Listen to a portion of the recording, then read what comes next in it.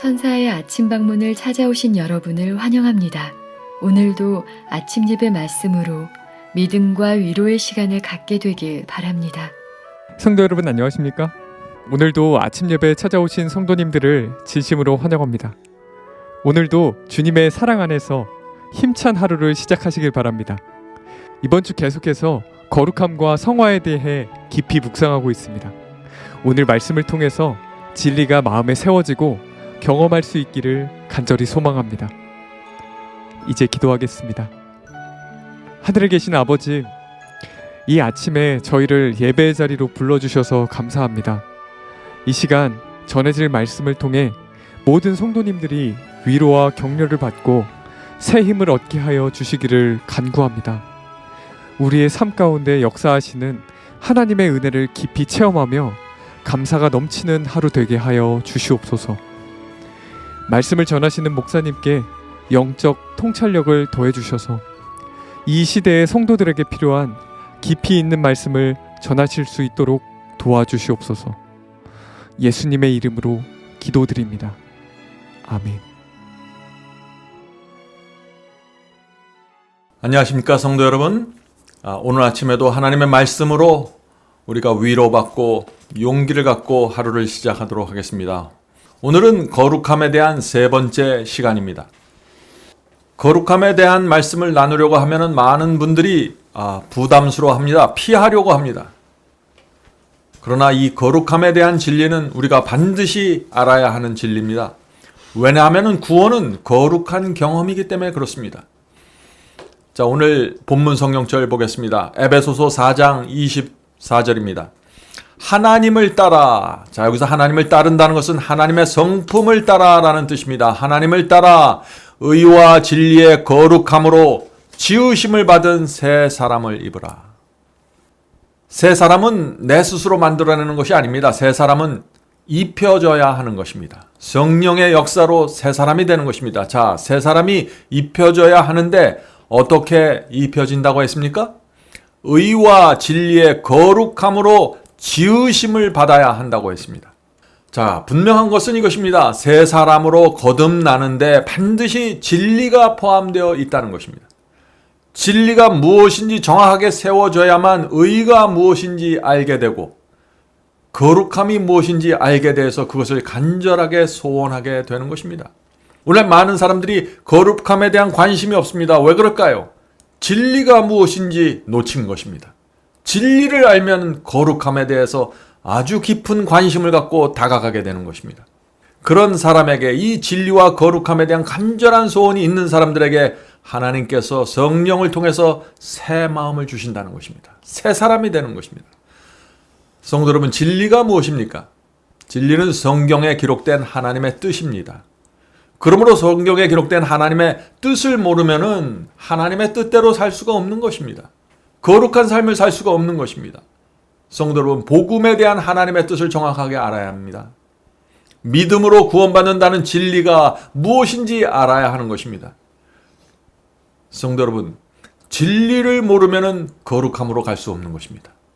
그래서 오늘 말씀 묵상에서 진리의 중요성에 대해서 좀 함께 살펴보도록 하겠습니다.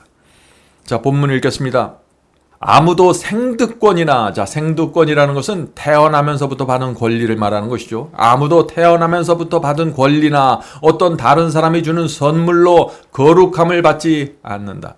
자, 거룩함은 자연적으로 생기는 것이 아니라는 것입니다. 태어나면서부터 받고 태어나는 것이 아니라는 것이죠. 거룩함은 그리스도를 통해서 주시는 하나님의 선물이다. 자, 거룩함은 하나님의 선물입니다. 그 선물을 받는 방법을 알아야 되는 것이죠. 구주를 받아들이는 사람은 하나님의 아들이 된다.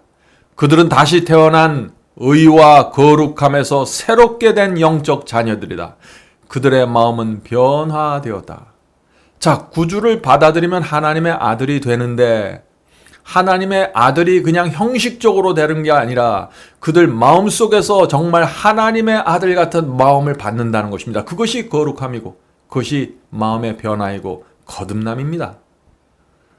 바울은 에베소 4장 24절에서 하나님을 따라 의와 진리와 거룩함으로 지으심을 받은 새 사람을 입으라고 했습니다. 자, 이 말씀이 무슨 뜻일까요? 하나님께서 우리를 구원하실 때는 새 사람으로 만들어서 구원하시는데 의와 진리와 거룩함으로 새 사람을 만든다는 것입니다.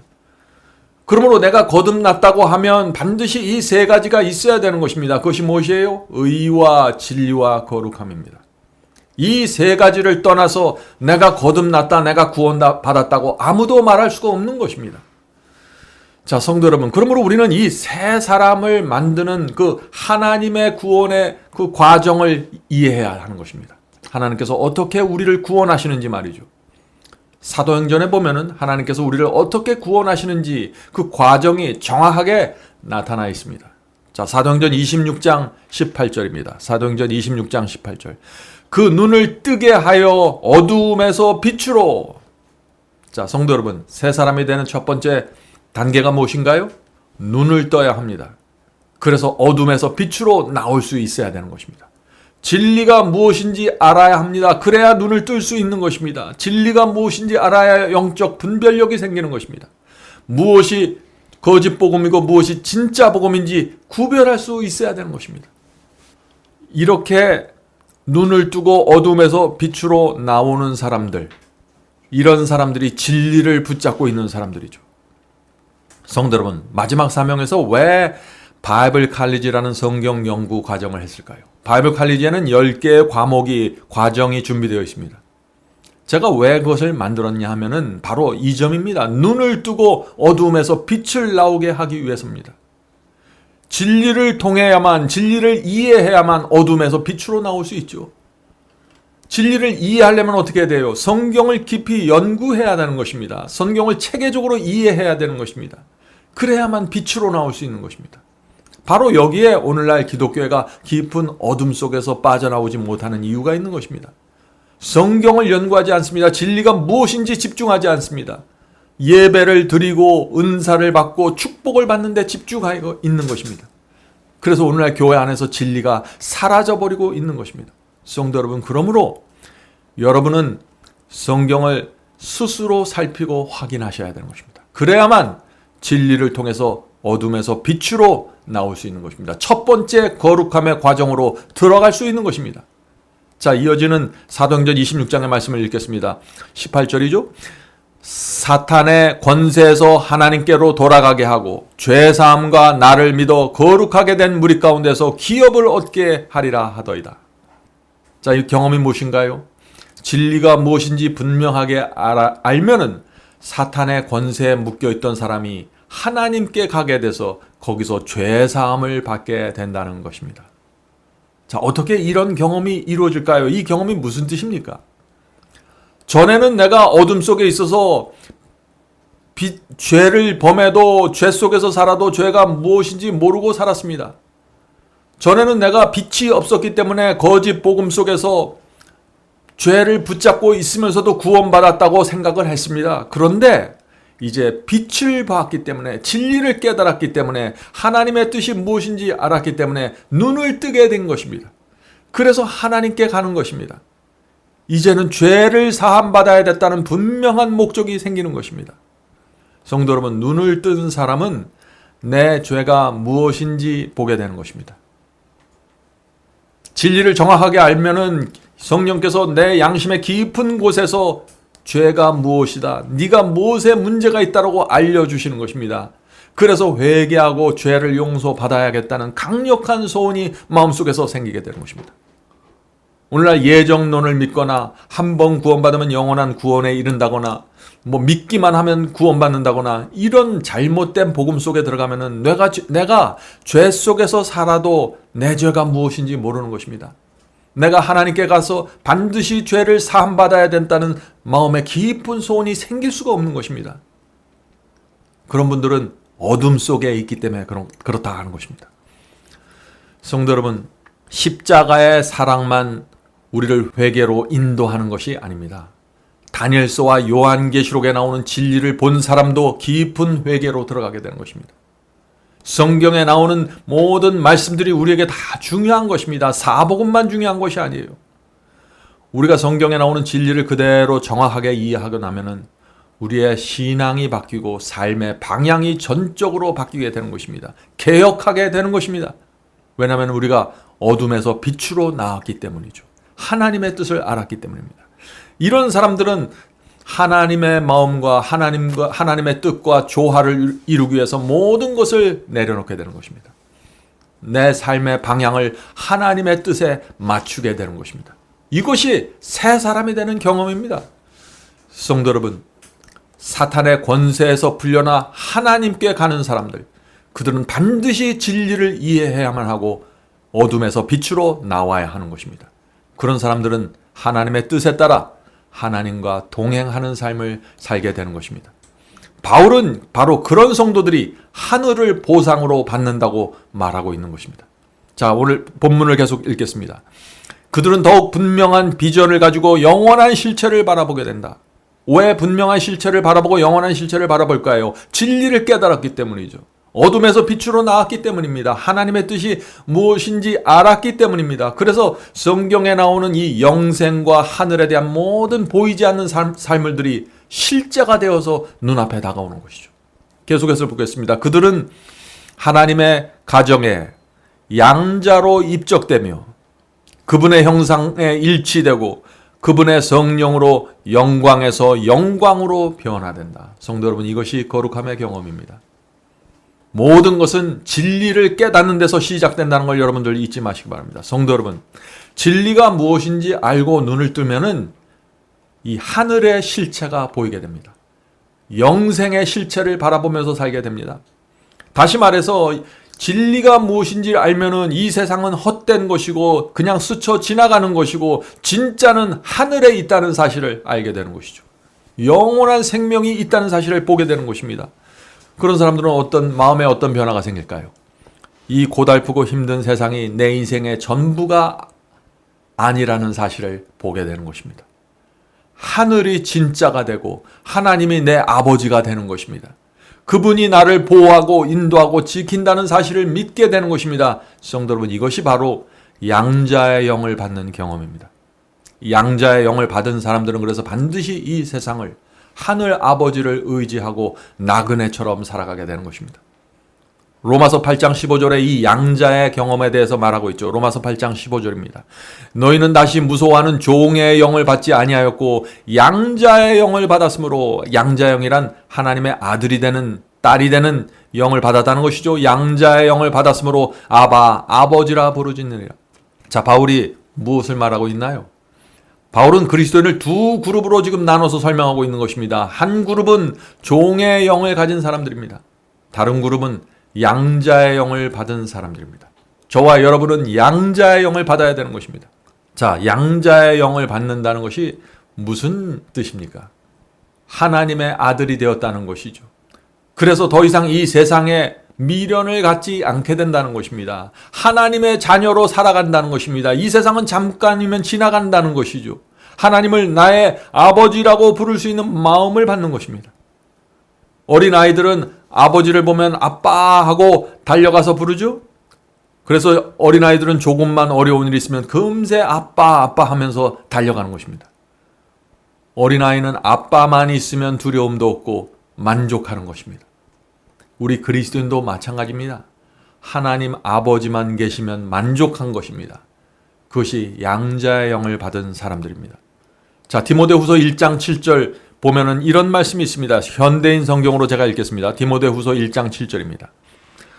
하나님께서 우리에게 주신 마음은 양자의 마음입니다. 하나님을 아버지로 섬기는 마음이죠.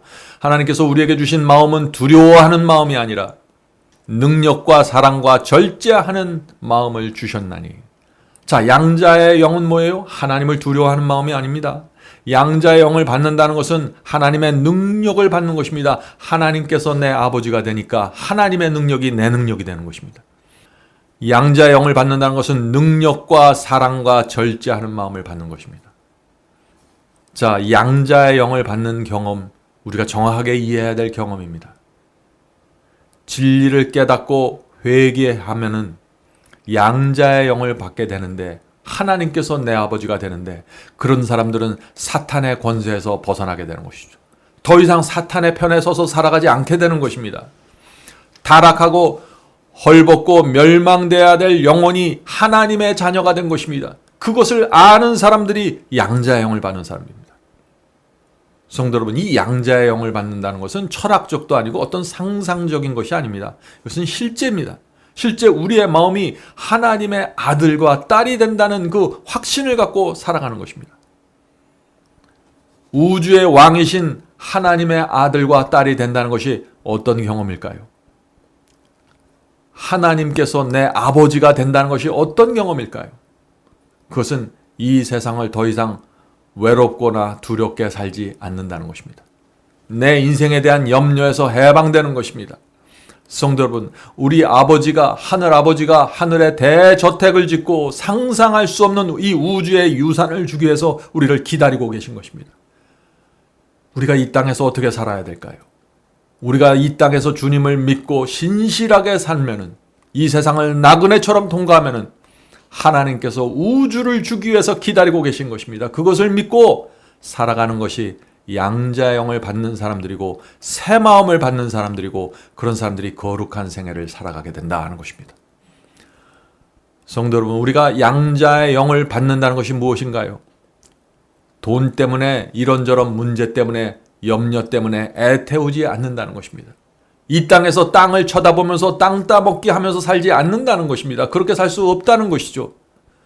우리는 날마다 하늘에 대한 기대와 감격을 갖고 살 수 있다는 것입니다.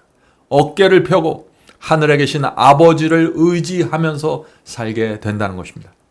그래서 바울이 빌립보서 3장에 이렇게 말씀하시는 것입니다. 빌립보 3장 20절입니다. 오직 우리의 시민권은 하늘에 있는지라 거기로서 구원하는 자 곧 주 예수 그리스도를 기다리노니. 양자의 영을 받는 것이 무엇이에요?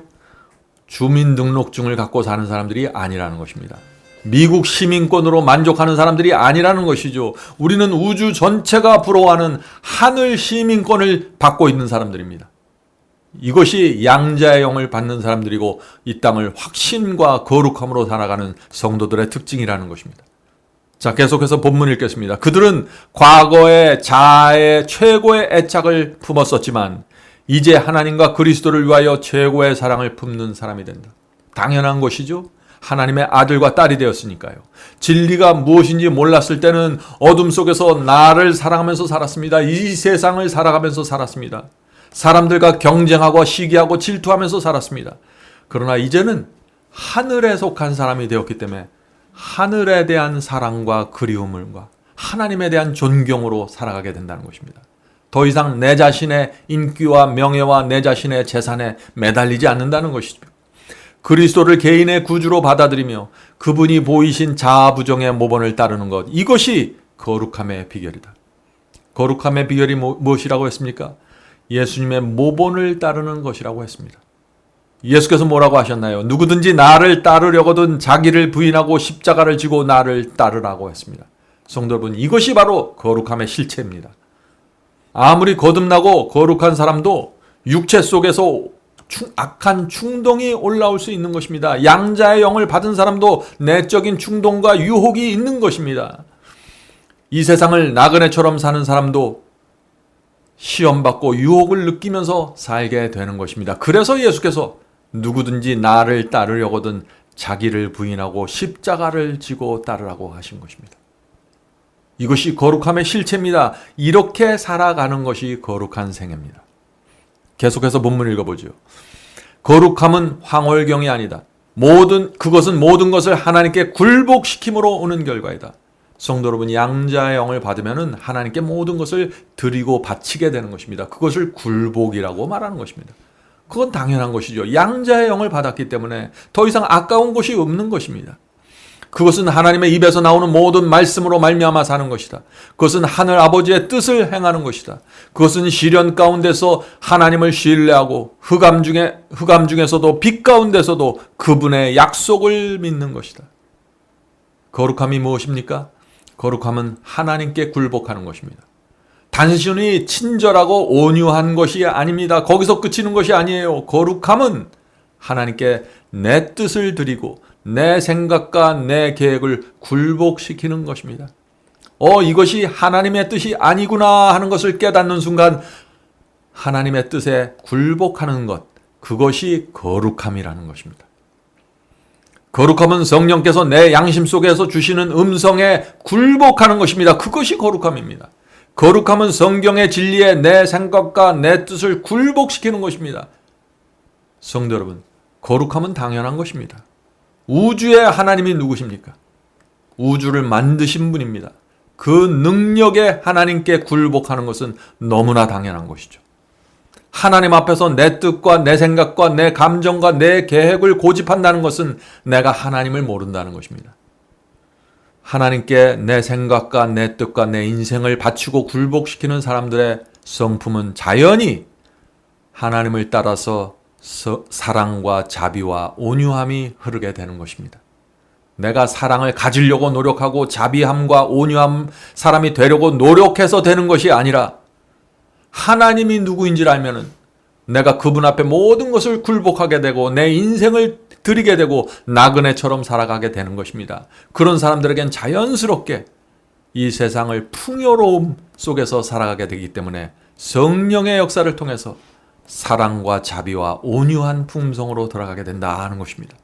성도 여러분, 거룩함은 성령께서 내 속에서 역사하실 때 나오는 특징입니다. 성령께서 내 마음을 설득하고 감동시키기 때문에 거룩함의 열매가 맺혀지게 되는 것입니다. 성도 여러분, 빛을 따라가는 성도는, 진리를 따라가는 성도는 단 하나의 죄를 품고 있어도 마음이 불편합니다. 어둠 속에 있는 사람은 수많은 죄를 마음에 품고 있어도 마음이 불편하지 않습니다. 죄가 무엇인지 모르기 때문이죠. 그러면서 여전히 내가 구원받았다고 생각하기 때문에 확신을 갖고 마음의 거짓 평안을 갖고 살아갈 수 있습니다. 그런데 진리가 무엇인지 아는 사람들, 광명한 빛 가운데 있는 사람들은 단 하나의 죄도 품고 있을 수 없다는 것입니다. 왜냐하면 성령께서 내게 알려주시기 때문이죠. 그러므로 의의 옷을 입고 양자의 영을 받은 사람은 죄를 범하지 않으려고 하게 되는 것입니다.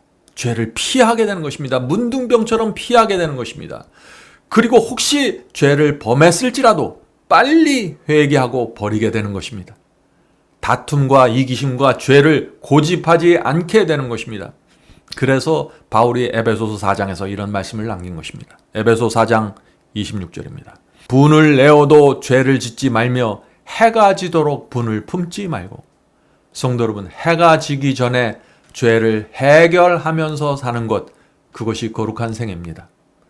하늘의 아버지가 있다는 사실을 확신하는 성도들은 해가 지기 전에 죄를 해결할 것입니다. 이런 신앙으로 들어가면은 하늘이 주는 순수한 행복과 만족으로 살아가게 되는 것입니다. 왜냐하면 성령께서 내 마음에 평화를 주시기 때문입니다. 성도 여러분, 오늘 하루도 거룩함과 성령께서 주시는 순수한 만족과 행복 속에서 살아가게 되길 간절히 바랍니다. 이제 기도하겠습니다. 하늘에 계신 아버지, 성경이 말하는 거룩함의 실체를 저희가 이해할 수 있도록 도와주시옵소서. 모든 것은 진리에 대한 확신과 깨달음에서 시작된다는 사실을 우리가 볼 수 있도록 도와주시옵소서. 진리를 소중히 여기고 날마다 더 밝은 진리를 보여달라고 간구하면서 살 수 있게 도와주시옵소서.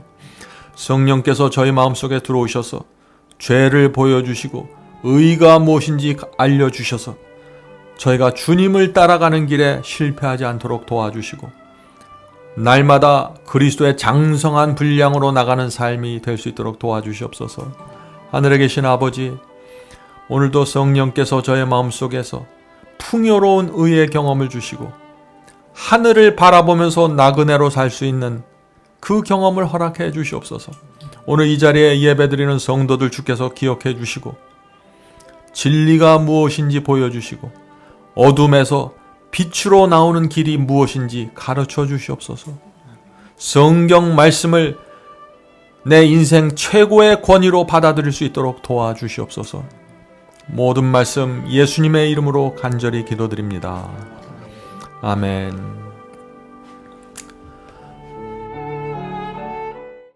성도 여러분, 마지막 사명에서는 아침 예배 채널을 유튜브에서 별도로 운영하고 있습니다.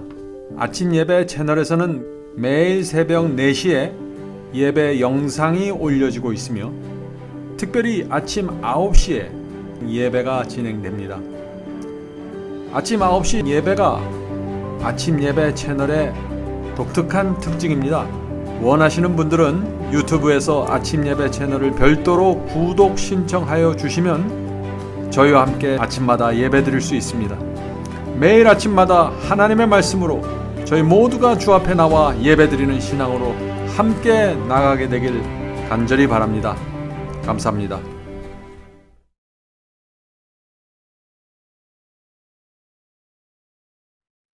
주 하나님 지으신 모든 세계 내 마음속에 그리어볼 때 하늘의 별 울려 퍼지는 내 성 주님의 권능 우주에 찬네 주님의 높고 위대하심을 내 영혼이 찬양하네 주님의 높고 위대하심을 내 영혼이 찬양하네 내 주 예수 세상에 다시 올 때 저 천국으로 날 인도하리 나 겸손히 엎드려 경배하며 영원히 주를 찬양하리라 주님의 높고 위대하심을 내 영혼이 찬양하네 주님의 높고 위대하심을 내 영혼이